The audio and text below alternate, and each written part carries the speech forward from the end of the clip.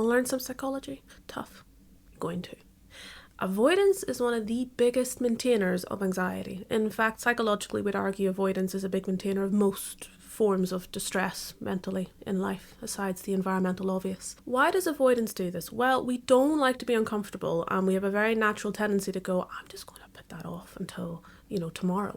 Problem is, you got to pay the piper. The relief you feel by putting something off tomorrow, you got to pay back the next day. You don't get anything for free. It's one of my favorite expressions.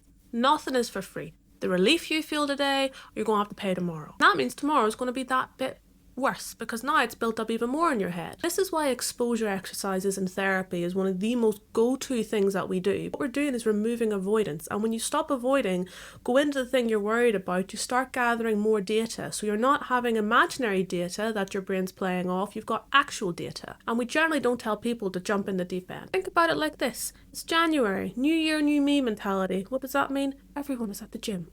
So if you're anxious about going to the gym, you might want to avoid it, and you'll find a very good reason. Oh, be busy, I'll go later, I'll go tomorrow, I'm too tired now. You'll always find a reason to justify your avoidance. Say you actually factored in that you feel anxious, and you go, do you know what? Because I feel anxious, I need to go gather data. Not imaginary data, actual data. And then I need to use that data to help me overcome my anxiety. And that is where we stop avoiding. So instead of going and saying, right, I'm going to do the most amazing workout ever, which overwhelms you and makes you avoid because it's too big, you go, I'm going to try a few machines, I'll get on the tread, whatever.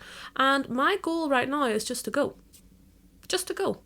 To collect the data and squirrel it away when I get home. And then the next day and the next day. Don't just minimize this anxious feeling. If you're avoiding, then clearly it means something to you. Instead of sidelining it and being critical on yourself, include it.